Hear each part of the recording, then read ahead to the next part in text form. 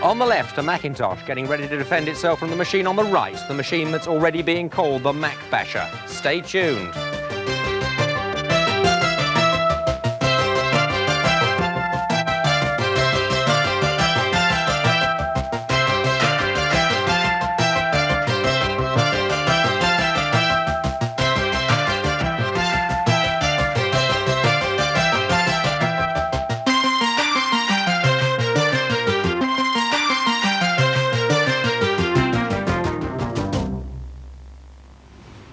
Well, this week's opening titles were programmed by Hugh. Now, Hugh, I see you're using a Commodore 64. Which language were you using? I was using BASIC. Have you tried experimenting with any other languages to help you with the graphics side apart from BASIC? I'm trying to get into machine code, but I find it a bit impenetrable at the moment. But you're still struggling? It's becoming clearer as I go on, yeah. Now, how long did it take you to do that program, which seemed fairly complex from looking at it? About 2 weeks. It wasn't that complex once I'd realised what I was trying to do. I learn as I go along. And which was the most complicated bit to do of all the little Getting the picture routines? onto the screen and into user-defined characters. That was the Mona Lisa bit at the end? That's right, yeah. It was very good. The other thing is, do you really enjoy programming? Not really, no. So I like to see the end product, and the only way I can get the end product is to program it in. So I have to do it that way. Well, thank you very much, Hugh. Tony? And talking of Commodore, it's extremely interesting to notice that at the recent Consumer Electronics Show in Las Vegas, they introduced a machine called the C128, which is apparently software compatible with the Commodore 64. What, then, is the future of the 4 Plus, we ask? Mind you, software compatibility seems to be all the rage these days, and I'll show you something in a minute which is in the nature of a small news scoop, the first European showing of some exciting new machines. But first of all, let's start with a glance back at a well-known old favourite. This machine, remember this, you've probably got one at home, the Atari 800. Interesting machine, built in the days when Atari were well known for graphics and well known for making a lot of nice noises. Well, would you like to see, for the first time in Europe, the new version, if you like? Part of the interesting new XE range from Atari. E for 8-bit, X because it is compatible, software-wise, with the 800 machines. An interesting new advance. What's more, it's not just a standalone machine. There is a range of machines in this small computer end. But there is a larger computer end as well. At the moment, I think it's reasonable to say that the market is dominated by this chap, the Macintosh. Now, wouldn't it be a good idea if someone could produce a machine which would do, or is alleged to do, everything that this machine can do, but for rather less money? If you did that, you might call it a Mac Basher. You might call it a Jackintosh. It might look like this, and it might be called that because Jack Tramiel from Atari is the man who made it happen. Jack, right. Interesting range of new machines. We'll come on to this one in a moment. But can we start with the small ones? Go back to the XE range here. Right. I said it isn't just a standalone machine, it's part of a range. Now, this one, as it happens, the 130, is the top of the range. Can you take us through what the rest of the range is? Well, we're starting off with the 65 XE. Mm-hmm. Which is a replacement for the 800 XL. Yeah. It is really the same machine, but it's part of a family look. Yeah. So we have a 65 XE. The next is the 130 XE. Yeah. Then we have a 65 XEM, yeah. Which has music built in. Mm-hmm. And then we are also planning a portable machine. Now, I get the impression from all this that you're making, as you've said, a family of really quite small computers, all of which offer either portability or what, extra graphics or extra music, rather like the Japanese have done with their MSX range. Have you taken a march from them? No, I don't believe that the Japanese ever made it in the computer business. Well, I would expect you to say that. But presumably the idea is that I can walk into my friendly neighbourhood Atari dealer and find a machine that is particularly suited to my need. Is that your thinking behind it? That is the thinking, yes. Now, is it possible, or will it be possible, to upgrade from the machine that doesn't have such good graphics to the machine that has better ones by adding something on, or will I have to go out and buy a new machine? No, as far as the graphics are concerned, they are built into all our machines. Mm-hmm. Without graphics being an Atari strong point, of course. That's right. What you have is additional memory. Yeah. And also some music or portability. And no, you will have to buy the machine for your needs. You will not be able to upgrade the machine. Well, at least that's an honest answer. That's right. That's fair enough. All right, the crunch question then, when we're talking about the XEs, how much and when can I buy one? Well, as far as the 130 is concerned, we will start shipping the machine sometime beginning of April. Yeah. At the middle of March, they will be shipped from the factory. So when they arrive at the retailer's store, shelves, I would say will be sometime in the middle of April. Right, but how much? Well, from a U.S. point of view, the prices range from around $125 up to $299. Which is about, in sterling, what, about £300, somewhere in that area, isn't it? It's the Probably same a little thing, though, less. because here in the UK, you have VAT, in which we don't have in the United States. How lucky. So it comes out about the same. I see, fair enough. All right, now, that's the XE range. Now, the top of that range is the 130, and here Right. I have a small bone to pick with you, Go because the bottom machine in your ST range, which are the 16-bit machines, is also called a 130 ST. That's right. Is that a clever move, to name both machines so similarly? Won't there be confusion? No, it won't be, because the 130 stands for the memory, Yes, fair you enough. see, and they both have the same memory. All right, okay. Now, you're probably wondering at home why this screen particularly, but both these screens are flashing away. It isn't at fault with your set, don't worry about it. It's because they're running on American 60 cycles, and we haven't had a chance to get this one particularly converted because it only came over yesterday. Tell me something about the ST range, then. There are two machines. This is the 512K one. Right. Now, is it really a Mac basher? Well, there's no question that this machine is built on a similar technology like the Macintosh. The Macintosh was built on technology which was developed by Xerox about 7-8 years ago. Yeah. And we have a very similar technology to it. Now, you're using the GEM operating software, which is a digital research thing, Correct. isn't it? That's right. And can you just give us a quick flash on the screen? I don't know whether we can see it too clearly at home because of this terrible flashing, but it's got the mouse and the pull-down facility. Here we go. Yeah. Here we go. Yes. Something's going to happen in a minute. There. Okay. It is also extremely fast. It's very, very fast. Very fast. And you have, I noticed, colour, Right. which is going to put the wind up Apple, isn't it? That's the difference between this product to the Apple. The Apple is black and white. Yeah. Ours is color. Yeah. Ours can work with your regular television set. Yeah. And it can also work in black and white, high resolution, medium resolution, etc. And it's approximately selling for a quarter of the price. Now, I'll come on to that in a moment, Okay. because the price is going to be a very interesting feature, I think, about the way this particular piece of equipment is retailed. But let me ask you this. It's all very well having a glamorous operating system, with little things hurtling around the screen and pull-down menus and whatever. Right. But what software do you get to once you've accessed it? At least with the Macintosh, you can say, and I think you would be big enough to concede, that they have actually got dedicated software in there, which is designed for the machine. Is this just going to lead us on to a sort of a version of WordStar or something, or are you going to have software specially written for this series of machines? This is written specifically for this model machine, or for this series of machines. Since we have designed this machine and it's now finished from the lab, and we have introduced the machine to a number of software, third-party software houses, we have now signed up about 100 of them, and they're all getting now the development systems. And when we introduce this product, we will have between 25 and 30 dedicated pieces of software for this particular product. So, right, it won't just be a nice gateway leading into a big empty field, then. That's There's going to be things That's for it. correct. All right, well, you said it. When you introduced this product, when and how much? Well, the 520 ST, we plan to introduce sometime the end of April, beginning of May. Yeah. The price is going to range something between $900 and $700 in that price range. We are not sure exactly yet. So that's the 512K Right. ST machine in the States between 7 Between and 900. Right. Right, so if we translate that into sterling, I suppose, looking at an exchange rate, that it might be then about £650?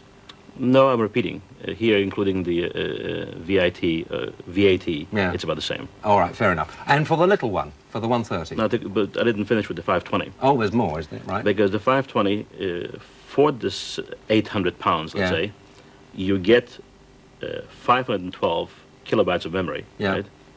You will get a high-resolution monitor, Right. and you will get a half a megabyte of floppy disk. It's a total system. It's not only the computer by itself. Okay, fair enough. What about the 130, very quickly? How much is that going to be? The 130 will be sold a la carte. Yeah. It will not be sold as a package, Right. but a la carte. And the computer itself will be sold here for about £399. Good heavens. One question for you. How are you going to make money out of this? Because those prices seem very low.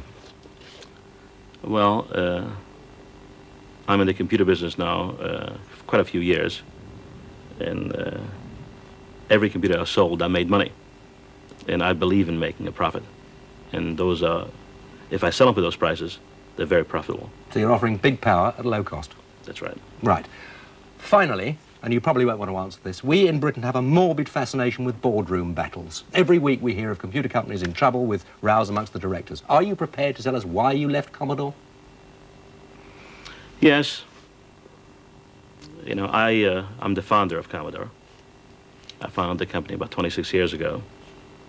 In the quarter ending December 31, 83, when the company has reached about $1 billion in sales, and that particular quarter was the biggest quarter for the company. We did about $431 million. Yeah. The chairman of the company and myself have disagreed on the basic principles how to run the company. And I felt if I cannot go into my office smiling and being happy, I better quit. Well, you certainly look smiling and happy about this lot, so That's right. I'm sure it'll work out well for you. Thank you for coming to see us. Come and see us again. Thank you very much.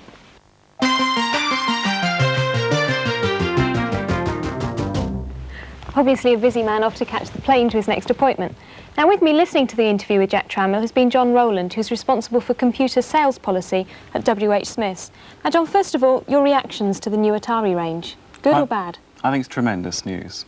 I think the industry needs excitement and innovation. I think that's certainly what the ST is giving it. All right. Now Jack mentioned that we should be having the computers arriving in the stores sort of March, April timeframe. How right do you reckon that is? Manufacturers are notoriously optimistic, but if he starts shipping in March, as he said he would, I would expect them in our stores early summer. I take it for granted that you will be stocking the new Atari Oh, range. yes, I think you so. will be. The other thing was software. Computers don't sell on their own, they have to have software to go with them. That's right. He mentioned he had a great commitment, sort of over 100 software houses Yes. beavering away. Software takes some time as well. I'm afraid it does. A minimum of 9 months and then possibly 18 months before the real volumes come out. These machines are complicated and they need all sorts of development tools which take time. Right. So I don't expect to see a lot of software until middle of next year. The other thing is WH Smiths have two real sort of outlets for computers. You've got the retail outlet plus also the business stores. That's right. Which store will you be putting them in? Initially we put it into retail. I think if it proves itself and lives up to its promise, then I think we might move it into the business centres later. Do you see that as a problem, that, you know, people who have come from a games background, such as Atari and some of the software companies, may have a perceived problem breaking into the business world? Yes, they have a brand image problem in that they're perceived as simply a games machine company. Now, the other thing is that Commodore have hinted that they will be bringing out a similar machine. Have you got any inside news on that? I haven't at all. Guy's been asking me that very question. And the news I have is that there's no news so far. And no news may not necessarily be good news. I think so. Well, John, thank you very much. Thank you. Well, whether or not there is a perceived image problem with companies like Atari producing machines which I would have thought were ideal for small businesses, you've got to hand it to Jack Trammell's boys. They have, it seems, produced power without the price, or at least that is the threat. Jane. The entry of Atari into the 16-bit marketplace and the imminent arrival of Jack Trammell's former company Commodore into the business market means an exciting time ahead for the software houses. From the customer's point of view, a wide choice may be a good thing. After all, it makes good business sense to avoid committing yourself to one particular manufacturer. But there's a problem, because if you've an office full of micros, it also makes sense to link them, so they can share files and peripherals. And with fast laser printers at £4,000 each, sharing resources has got to be the way forward. The ideal will be a sort of mix and match network, into which any computer could fit. But there are almost as many different software and hardware standards as there are computers. However, could you make this IBM PC, this HP 150, the DEC Rainbow and the Apricot Portable all agree on a common format so they could swap data or use the same printer? To show you what we mean, we've set up a whole office full of computers linked into a network. Now, although these are all ACT machines, it won't be very long before IBM PCs could be running alongside them. In fact, any computer using the latest Microsoft MS-DOS operating system, and there are over 3 million of those. ACT are the first company in the world to implement Microsoft networking. These workstations are different computers running different programs, yet all sharing the same printer and memory bank, and it doesn't cost the earth. At the heart of the network is this dedicated computer, the file server, acting as the office manager. It not only controls the network, but stores all the Office application software. Running on this Xi, the file server has provided Lotus 123. And this workstation on the network is Microsoft Word.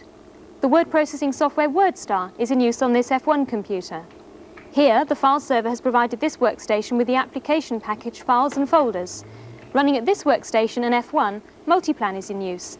And finally, on this portable is SuperCalc 3, complete with colour graphics. Well, Dorina, you're the human office manager. We've seen how all the software works, but can you tell me why is the ACT network so different? Well, the local area network we offer has one file server which provides the capacity for up to 32 other microcomputers to be linked to it. Now, with 32, is that a real sort of maximum, or is there an optimum number at which you should really halt? No, that's the maximum. And in terms of getting the software, the application software and everything is on here, how can the user share the files? All the software is loaded onto the networking station, and each user can pull off any piece of software he wishes to use at any time. And the files, so that he can pull off any file as well? Yes. Can you have two different users sharing the same file? Yes. Right. Now, in terms of the software being loaded on the file server, do you have any problems in terms of people always asking for the master diskette? No, there's no problems there at all. Once the file is loaded, anybody can use it. And what about sort of the copyright, the software licensing? Do you need to license software for multiple users? Yes, you do. Right. Now, in terms of future developments, I mean, the network looks very good and it certainly appears to be working. Any future developments coming along the line? Ah, well, we're always developing new things. Right. Well, we look forward to hearing more from you. Thank you very much, Dorina. This could be something that will revolutionise business life. And if you can't wait to network your office, this isn't called the Point 32 system for nothing. There's room for 32 workstations. Your micro need never feel lonely again.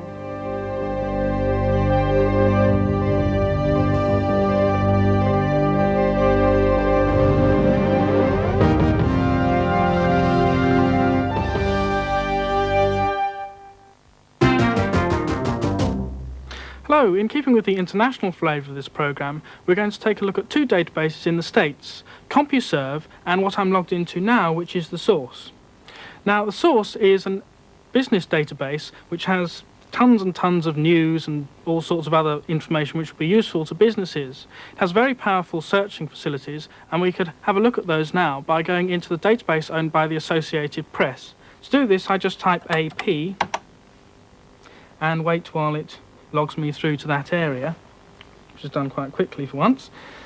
Okay, we have a number of different things we can search under. I'll choose option 5 here to search all stories. We have a number of ways of searching as well. We can search by keyword, by date, or if we press return here, we get all the stories on the whole system.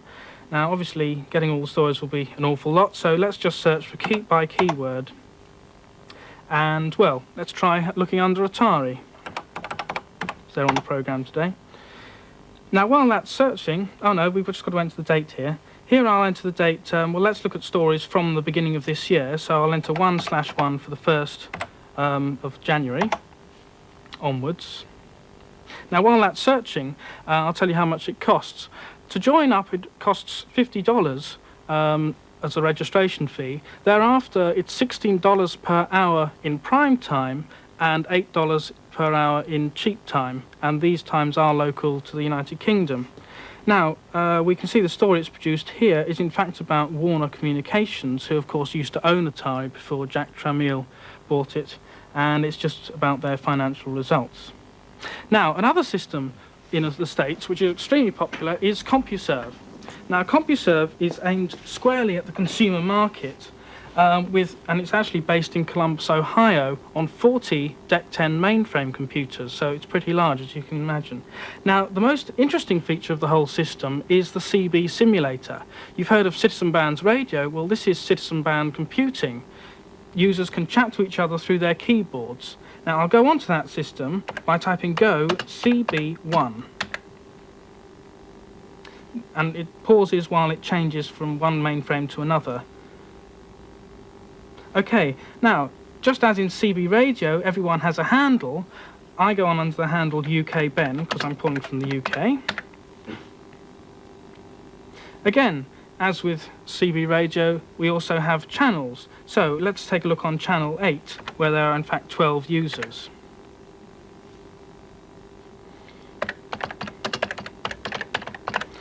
Just set it all up.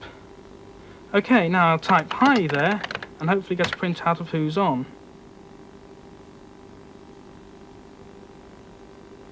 Okay, now let's say hello to Beckett, who's one of the people who's on the system. As you notice, as I type things in, when messages come through, they tend to get jumbled up with what I'm typing. You do get used to this after a while, but it does, yeah, well, for new users, it's particularly confusing. Ask where all they're calling from.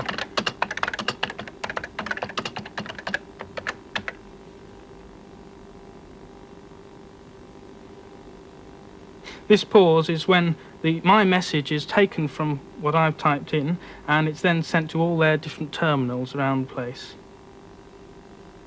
Okay, there's someone calling from Connecticut there, Pennsylvania, San Francisco, and so on. I'll tell her that I'm calling from London. Oh, I missed out in there.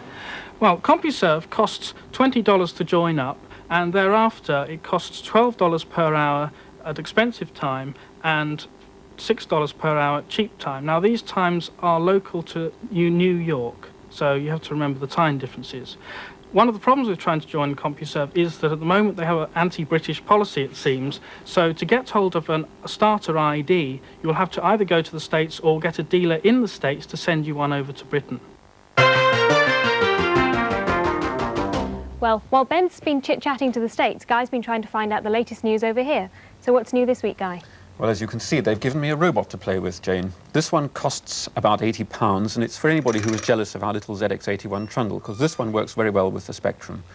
It's primarily meant to work with Logo, the language, as a sort of super turtle, but its designers say you can use it for pretty useful things. One of the things they have in mind is a dressmaking program for it. You pick your design from your patterns, you feed in your measurements, and it draws the pattern on paper with that little pen it has there. Robin Bradbeer, the man behind the robot, says he hopes to do for robotics what Sinclair did for micros. I suppose you could say he started out on the right foot, apart from the low price. He did promise me he'd have this ready in February, but won't actually deliver until April. From America, exciting news about Atari, from our reporter John Dvorak. Tramiel has reportedly found a way of getting cheap hard disks for the machine. Apparently he's found a supply of 15 megabyte disks from Tandon. It seems he's buying defective 20 megabyte drives, which can be mapped by the operating system to find 15 undefective megabytes. And the word is that Jack is paying $85 per drive. So it hardly matters if performance is a little below par. Dvorak also has first reports of the new IBM PC, the Model 2. We don't have much on it yet, but he believes it uses the same chip IBM puts in the AT, that's the AT286. Fascinating if it's true, it doesn't use the Sony 3.5-inch discs, but the floppy 3.25-inch ones, which nobody else has touched. The Sony drives are an option. Do you remember last week I mentioned Acorn was in trouble? I remember that every week you mentioned somebody's in trouble, yes. Well, I hope you also remember I said that Olivetti was prowling around looking to buy the company. Well, Olivetti has come to the rescue and has taken control of Acorn. And the 4 divisional managing directors I mentioned last week have been appointed, which is very good news. When Acorn was just a little seedling, I think it made sense for just the 2 people to run it. But the size it is today, it's really time the financial controller was allowed to sign the checks, which my source tell me he wasn't, unlikely though it sounds. Mind you, bigger companies can get it wrong. Commodore 64 buyers, for example, should be aware of the new tape players from that company. They have a small component change, and the result is that any games which use fast load techniques may not work. All the turbo load companies are now frantically rewriting their routines, but for several weeks we can expect some misery at shop counters as people with mismatched hardware and software queue up for refunds. Still, we can end on some good news. The latest versions of Sinclair's QL software, these are the programs supplied free with the QL, are now available. They're faster, more reliable and very much improved, and they've been sent out to QL club members over the weekend. They have priority on these. I hope they're grateful. I gather some of them complained recently when they saw copies of a chess program in the shops that they still hadn't had their priority deliveries through. Apparently somebody at Sinclair told them that of course they were entitled to order these things early, but, he added, there was nothing in the membership contract to say they'd actually be delivered early, was there? It's inconceivable, isn't it? In any other area of consumer relationship with a customer, that sort of thing would never happen. But in computing, apparently, it happens all the time. It's absolutely staggering. Anyway, some good news for Spectrum owners. There's some free software. For you, it's being transmitted tomorrow on Channel 4 at 10 o'clock and again at 11, so we suggest you record it. And of course, next week we'll be transmitting the first Light Pen software, so you have 1 week left into which you can finish building your receivers. The software next week will be for the BBC Micro. And we'll be back next week. In the meantime, you can talk to us by using our Prestel mailbox on page 7776. Or, of course, you can talk to each other on the HomeLink Bullet service. Remember, the ID is 10-4s and the password is 4-4s. And why is this? Because, of course, we're on Channel 4, which is where we will be at the same time next week with another edition of 4 Computer Buffs, in which we hope to bring you all that is new and some of the things that perhaps are slightly revolutionary from the engaging world of microcomputing. Till then, bye-bye.